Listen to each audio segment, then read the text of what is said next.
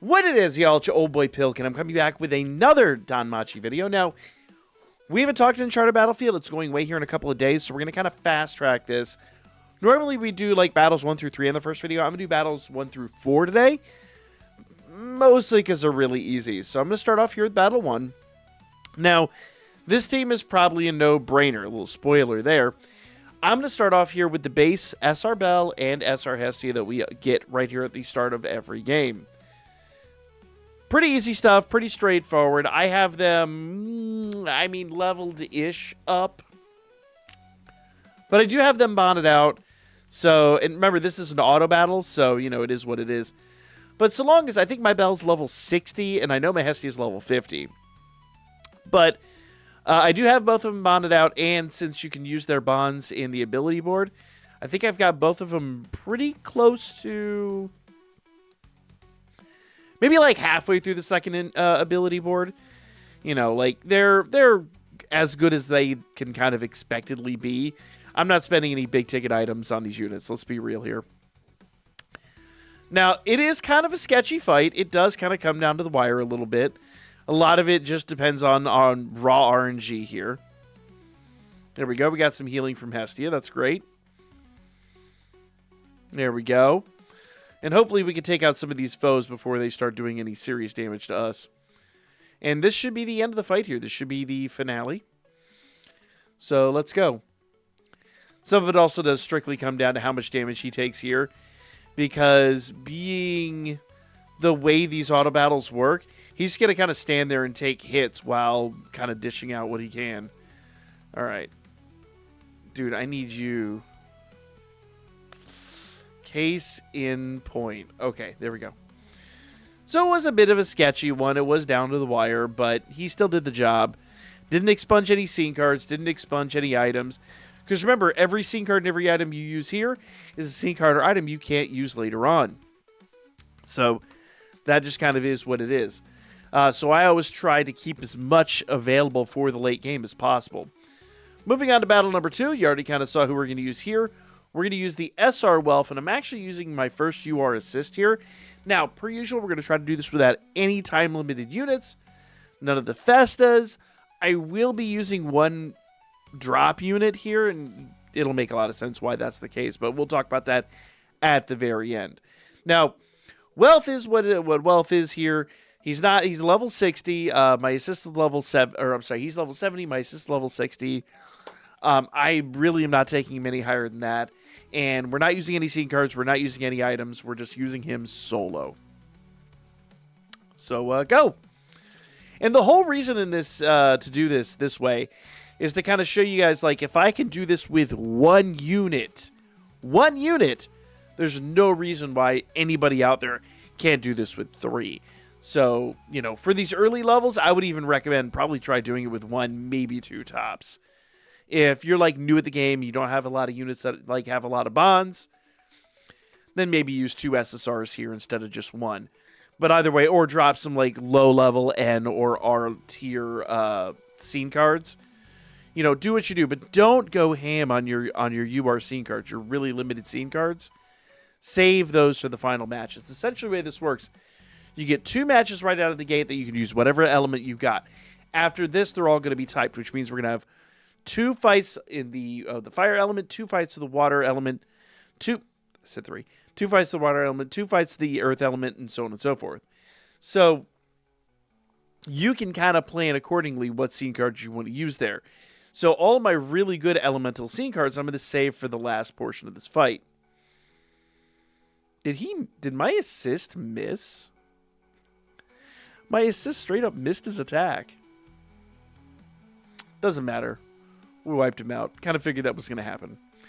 Now we move on to the next stage of battle. This is going to be our first firefight. So for this fight, I am going to use, if the game decides to load here. Come on. There we go. I'm going to use this UR Bell. He's the base UR Bell that you get basically when you start the match, or when you start the game. I have him level 70. I really don't want to level him up any further. And I'm using an SSR assist with him. I probably could swap the assists I've got between him and Welf, but, you know, it is what it is. And I'm using these scene cards down below. In fact, I could probably drop an item here. Let's give him a really low-level fire item. I don't want to give him anything really too good. So, you know what? We've got these new items here. Let's see. One use. You know, we'll do that. We'll do that new item. Just kind of eke out a little bit of extra damage. At this point, if I use like an SSR item or even an R item, I'm not super worried about it. All right. There we go. Remember, it is an auto battle, so he's going to drop that item like right out of the gate. So I suspect he's already used it, and I just didn't notice it, didn't pay attention. But it probably was used to wipe out that first layer of foes there. Now, I do have a second firefight coming up, so honestly, if I could beat this with Bell standalone, that gives me a lot of options for that last fight. Now, he's taken a decent amount of damage here. But, you know, it is what it is. We do have 2 foes coming up here at the end. So, I want to have a lot of time. I want to have enough time to basically take on both of them. The goal would be to have them stand together like they are right now and continue to take damage. But, unfortunately, they do kind of break up the team sometimes. Case in point. Oh, bro, I need you to go take out that ant. Whatevs, we're here now. Orc King's going down. Babel is just taking unnecessary levels of damage. Break him. There we go. Get him. Get him. Oh, we are so close to winning this. That was raw RNG. We're going to rerun that back.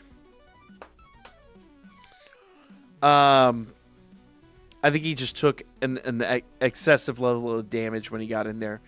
One of those foes just hit him with something bad. That's okay. We got this. There we go. Let him rip through this team. There we go. Now, really, this portion right here is kind of like the worst part. So, if he can make it through that, he's doing pretty darn good. There we go. Now, right here in this corridor, he's got people coming from the left and the right, but he's not completely surrounded. So, I'm not super worried about this. And once again, when he unleashes those that skill 1 and skill 2, he's pretty well set. There you go. All right. So, we got 1:50. We got a decent amount of health. What I want him to do is I want him to focus up on whoever's got their shield going up. Don't really have a say in it. He's going to fight whoever he's going to fight, but here we go. Knock him down. Get him. Knock him down. There you go. Because remember, after their shield goes down, they take an excessive amount of damage. There we go. And that's that. The ant's down. The Orc King died real quick, so we're moving on to fight number 4. And fight number 4 is going to be a lot like this one. So let's go ahead and move on to that. Now, once again, I'm going to try to stick to non-time limited units. In other words, anyone from the general pool or that's a drop unit. So here we go. For the win fight, we are going to go with Otarl. Now, remember, with Otarl, we're not really worried about any of the damage he's going to be taking. We want him to produce damage. I do have some item slots open, but I don't think I'll need them. I think we're good, and I'm going to be using SSR scene cards with him. So this should be a no-brainer, but let's see what happens. Because remember, he doesn't produce a lot of damage. He's a tank. He is not a damage producer. So I do have some of the shield items on him just to like help him out in the early portion of the game. Honestly, I should have probably put some attacking scene cards on him, but the only time he's going to slow down is when we get to the final fight. Other than that, he's going to more or less, if not one-shot these foes, pretty darn close. Here we go. We're still at full health. Well, I said that immediately as we kind of lost all that. But we're now in 2 minutes. This is where the fight slows down significantly. So the rest of this fight is going to kind of be just kind of a war of attrition, so to speak. Now, he's not going to take damage, but he's not really going to produce damage unless he breaks their shield. So I more or less need them to put up their shields and, kind of fight back a little bit. There you go. Get him. Get him. That'll give us about a minute left on the huge ant. And I need this huge ant to put his shield up again. It's about the only way we can do this. He should in just a moment. There he goes. Bam. We broke it. Go. No, don't waste it. Attack. Dude. The RNG. The RNG. All right. There we go. Excellent. So he cleared that with flying colors. In fact, I could probably take some of the scene cards and whatever off of him, but it is what it is. I'm not super worried about them. So that is our first firefight, our first wind fight, and the 2 non-elemental fights. So we will come back tomorrow. We will talk about the next 4 fights, and then we'll cover the final 4 fights after that. We got about 3 days left of this event. So I'll try to get those out early enough in the day that gives you guys some time to plan your teams and work on your stuff. Let me know what you thought in the comments as always.